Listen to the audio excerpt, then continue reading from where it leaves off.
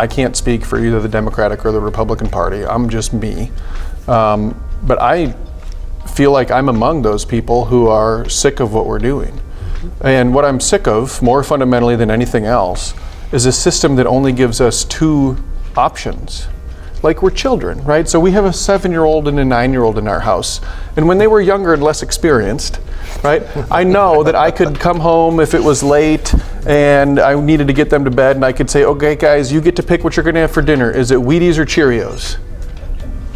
And they were excited because they were, 3 and 5, that they got to have a choice. This system doesn't work anymore. We know that there's so many people out there who could do a fine job serving in elected office. And yet we have two political parties that fundamentally have given themselves legal advantages, have written into law benefits for putting a D or an R behind your name.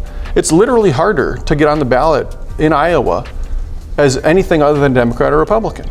And then when you go out there, we count the votes and we have people vote in such a way that well, I don't really like this one, but I really don't like that one. And I guess if I pick this one in the middle, I'm just kind of really helping the one that I really don't like. We all understand that, right? This system is fundamentally broken. And what it does is it creates a system, we're talking about free enterprise, this is a duopoly. Yes. And in a duopoly, neither party actually has to serve, right, the customer, serve the consumer. They can get in there and they can just say, well, all I got to do is convince you that your other choice is worse, and then you're stuck with me. And so useless is better than dangerous. And that's what we get. And so we elect all these people and we say this is a change election, we put in the new ones, but then they don't do anything. They just spend time trying to convince us that the other side is worse. And so eventually we throw them out. And we keep looking for someone to actually do something, but it's not about the people, it's about the system. I think the system is broken. I'm a believer, an advocate for what we need is an anti-partisan election system that really centers the public and puts the public in charge of who's choosing who the candidates are. And political parties can certainly exist, and they certainly can do the things they do now, but they don't have any special right to just sort of have somebody with the right letter behind their name be one of the candidates that we're forced to choose between the two lessers of. And part of the reason that we end up there is that we have states that are less competitive, where there is less accountability electorally. Right? What we have is a series of one-party states around the country. It's more and more common for a state to be controlled by one party and the other. Iowa still is relatively bipartisan by the fact that I'm here, by the fact that Tom Miller and Mike Fitzgerald, two other Democrats, lost by just 1 point. We had the closest congressional race in American history in 2020 with Rita Hart losing by 6 votes. We had the closest Democratic incumbent loss in 2022 with Cindy Axne losing by 2,500 votes. When you have a one-party system, it's that much harder to have accountability because there's simply not enough of the population that will move to vote for the other side. And so you end up having control exerted by people who are much more a part of the party structure, much more of an insider oftentimes. And I think insiders tend to be more focused on looking out for themselves, especially if they don't have a sense of accountability, that they're going to be held accountable if they do wrong. To me, I think there's always been a piece of Iowa that is frustrated by politics as usual. When I registered to vote for the first time when I was 18, I was growing up in Decorah, I registered as an independent.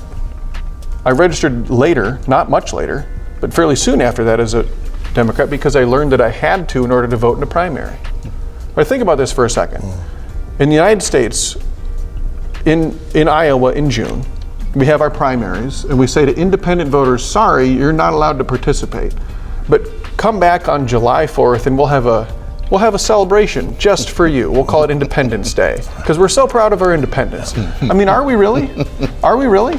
When we tell people whom they might be the ones who are most faithful to the founders' vision because they refuse to join what they were concerned about being two calcified, right, political parties, whose greatest mission was to oppose each other, and we're telling them that they don't get to participate. Of course we end up with a system that's more partisan, because the parties are very divided, and we take the folks that are saying explicitly, I don't want to be a part of that, and we're disenfranchising them.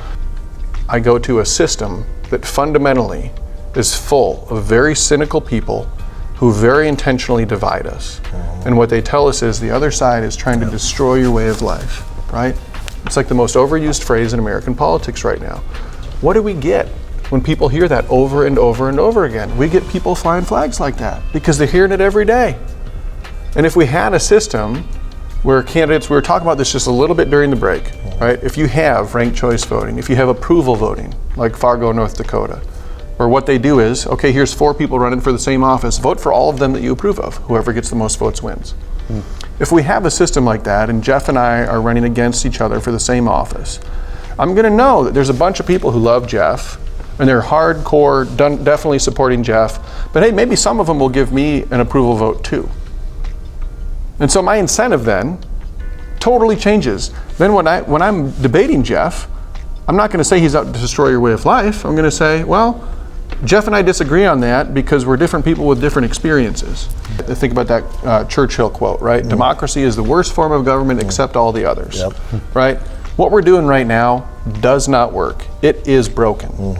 Most people, if you sit there and you think about how you change the incentives for elected officials under a system that actually allows people to express themselves more fully at the ballot booth and give people a little bit of support, right? They understand that it would work in a more effective way. Now, is it going to be perfect? No, it's not going to be perfect. But a lot would be better. There's a lot of things out there that'd be better than what we're doing right now. It sometimes seems that the people that want to break the law are willing to go further than those that are willing to keep the law.